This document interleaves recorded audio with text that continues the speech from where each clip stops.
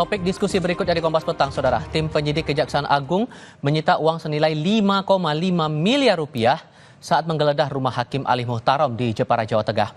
Penggeledahan yang dilakukan pada hari Minggu 13 April lalu ini menemukan sejumlah uang berbentuk dolar Amerika Serikat di bawah kasur Ali Muhtarom. Tim penyidik menemukan sebuah koper yang terbungkus di antara perabot di bawah tempat tidur. Saat dibuka, terdapat sejumlah uang yang terbungkus 2 plastik berwarna merah dan putih.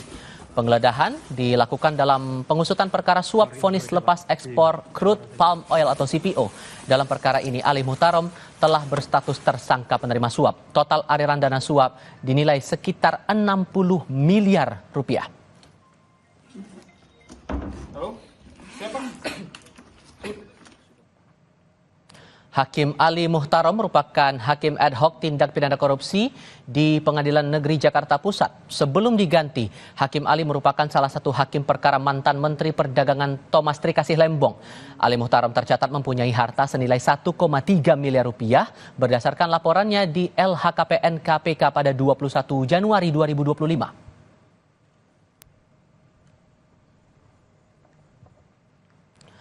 Kejaksaan Agung membenarkan proses penggeledahan di rumah tersangka Hakim Ali Muhtarom di Jepara, Jawa Tengah 13 April lalu.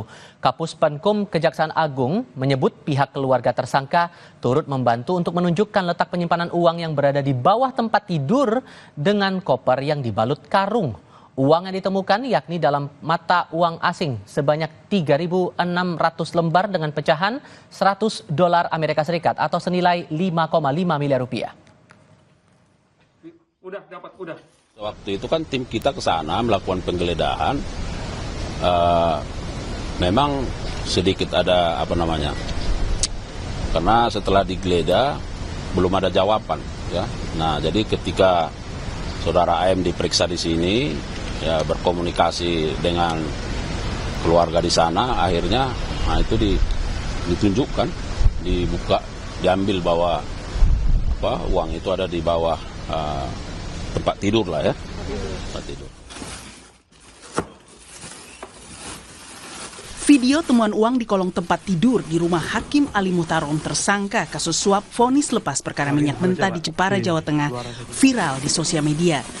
Penggeledahan oleh penyidik Kejagung yang berlangsung hari Minggu 13 April lalu menemukan total uang senilai 5,5 miliar rupiah yang disimpan apik dalam 2 kardus yang disimpan dalam koper berbalut karung. Hal serupa pernah menggemparkan publik kala Kejagung menggeledah rumah bekas pejabat Mahkamah Agung yang kini terdakwa kasus suap vonis bebas Ronald Tanur, Zarofrikar. Zarofrikar diduga berperan sebagai makelar kasus dalam pengurusan perkara kasasi Ronald Tanur. Pak, sehat Pak. Saat penggeledahan di rumahnya yang berlokasi di Jalan Senayan, Kebayoran Baru, Jakarta Selatan, tanggal 24 Oktober 2024, tim penyidik menemukan uang senilai hampir 1 triliun rupiah dan 51 kg emas. Modus para pelaku menyimpan uang hasil korupsi di rumah pribadi merupakan cara yang lazim dilakukan para pelaku untuk menghindari terlacaknya transaksi uang oleh PPATK.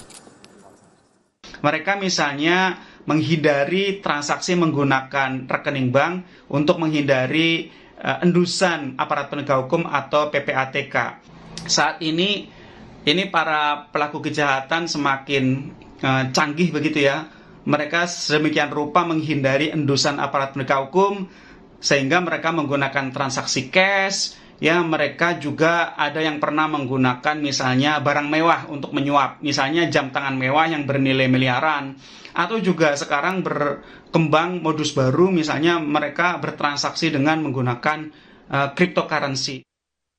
Kian merajalelanya suap hakim dalam jual beli perkara di pengadilan menuntut aparat penegak hukum harus adaptif dengan modus para pelaku yang kian canggih, mulai dari penggunaan uang tunai dengan mata uang asing, pemberian barang-barang mewah, hingga suap dengan uang kripto.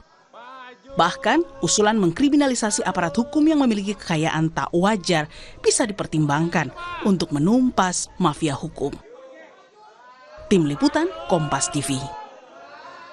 Setelah heboh penggeledahan di rumah mantan pejabat MA Zarofrikar dengan temuan uang nilainya nyaris 1 triliun rupiah dan 50 kg emas, kini Modus hakim tumpuk uang di rumah kembali dibongkar Kejaksaan Agung di rumah tersangka Hakim Ali Muhtarom di Jepara, Jawa Tengah. Uang yang nilainya 5,5 miliar rupiah disimpan di kolong kasur. Bagaimana mengungkap kasus korupsi di lingkaran hakim yang kian merajalela ini? Kami bahas bersama pakar hukum tindak pidana pencucian uang Yenti Garnasih dan peneliti Pusat Kajian Anti Korupsi UGM Zainur Rahman. Assalamualaikum dengan Tifal, selamat sore semuanya. Waalaikumsalam. Selamat sore. Terima kasih semua sudah bergabung bersama kami. Kalau betul kemudian ini modus lama, Mas Zainur, aparat terkesan kecolongan lagikah bahwa ada temuan uang disimpan di rumah, cash pula jumlahnya sebesar itu?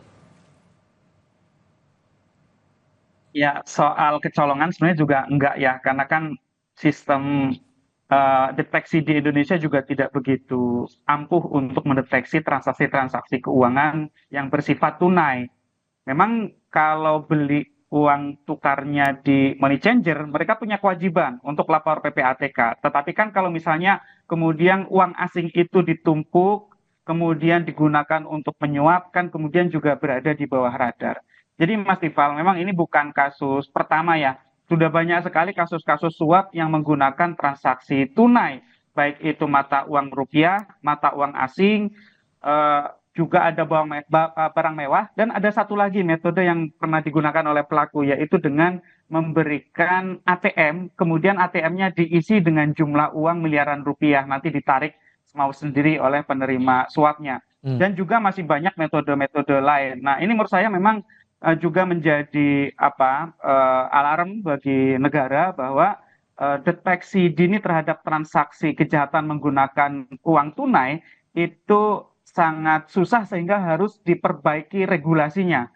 Saya katakan ada beberapa yang perlu diperbaiki, termasuk misalnya dengan membentuk undang-undang pembatasan transaksi uang kartal. Misalnya transaksi di atas 100 juta itu harus dengan pelaporan, harus dengan pembatasan-pembatasan yang ketat untuk apa tujuannya, kemudian mengapa harus menggunakan transaksi tunai, dan juga Mas Tifal yang sangat penting juga adalah untuk adanya kriminalisasi terhadap illicit enrichment.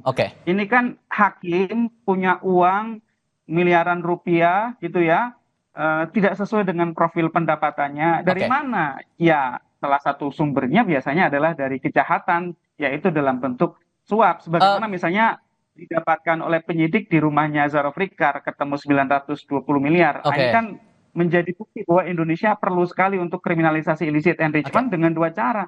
Yang pertama adalah ubah. Saya harus tahan dulu di situ, Mas Zainur. Sehingga kalau saya menangkap kesannya ini, Bu Yenti, ini upaya untuk menghilangkan jejakkah dan terputuskah jejak aliran dana dari sini atau sebetulnya masih bisa diusut? Ya. Ini kan modus yang dilakukan oleh hakim. Ya. Jadi saya itu dalam hati gini, kan saya sering hadir memberikan keterangan ahli berkaitan dengan modus-modus yang dilakukan oleh penjahat. Dan apa yang harus dimitigasi berkaitan dengan bahwa aliran-aliran itu bisa jadi tidak bisa terdeteksi oleh TPPU ketika mereka tidak memasukkan ke rekening. Nah, saya berpikir ironis ya. Jadi hakim atau pengadilan yang mendengarkan penjelasan itu bukannya untuk bagaimana dia melakukan praktek pengungkapan, malah dia pakai sendiri gitu ya. Dalam hati saya begini, Mas Zainur, berpikir, ini gimana saya memberikan kisi-kisi ini bukannya untuk mereka lebih strategis mengungkap, tapi malah mereka kayaknya saya ngajarin gitu ya, jadi gitu ngajarin seperti ini. Nah, ya ini memang sangat menyedihkan. Menyedihkannya begini. Ini harusnya beda ya, pidananya nanti harus beda dibandingkan kalau itu bukan hakim atau penegak hukum yang menerima hasil korupsi, kemudian dia tidak masukkan ke rekening tapi disimpan dulu kan pernah juga dia sampai dibuang di mana di kloset dan sebagainya, ditaruh di tembok dan sebagainya kan, itu kan terungkap dan itulah perbuatan yang sangat tercela dan sangat rendah gitu ya. Lah kok malah dilakukan gitu. Jadi ini masalahnya moral itu udah rusak sekali di penegakan hukum terutama di hakim. Sehingga untuk mengusutnya, Mas Zainur, apakah akan lebih sulit lagi tantangannya dihadapi Kejaksaan Agung atau justru lebih mudah? Singkat saja. Ya tentu kalau itu bersifat tunai sangat berbasis kepada keterangan-keterangan para pihak ya. Itu Mas Tifal, harus di tracing. Uang suap kan 60 miliar, yang diberikan kepada 3 orang hakim itu 22 miliar Mas Tifal. 38 miliar apakah itu jatahnya MAN atau mengalir juga ke pihak yang lain. Ini kan nanti akan berbasis kepada mencocokkan keterangan para tersangka, para saksi, juga mungkin komunikasi digital mereka gitu ya. Juga harus dengan melakukan pencarian terhadap barang buktinya. Uangnya sekarang ada di mana saja. Bahkan Mas Tifal, saya punya pertanyaan. 5,5 miliar itu memang sudah yakin itu uang suap untuk kasus ekspor CPO. Apakah tidak tertutup kemungkinan itu adalah uang suap untuk perkara lain? Itu sehingga Bu Yenti bisa lacak kemana lagi nih kira-kira menurut Anda? Singkat saja, Bu. Ini kan sudah menyita mobil-mobil ya. Mobil-mobil itu dilihat temposnya beli kapan. Kalau dia beli sebelum September tahun lalu, berarti itu kemungkinan dari hasil korupsi yang lalu atau hasil penerimaan penyuapan atau gratifikasi yang lain. Betul, saya sudah menyampaikan juga seperti dengan yang pikirkan Mas Renur, jangan-jangan ini bisa masuk ke beberapa perkara. Sebetulnya pada waktu Zara Prikar itu bongkar semua sampai sekarang ini.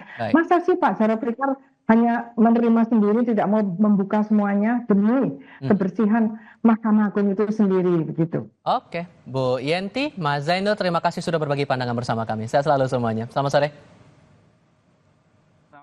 Berita lain hadir usai jeda, aktor Fahri Albar ditangkap Satres Narkoba Polres Metro Jakarta Barat di Simpruk Kebayoran Lama, Jakarta Selatan.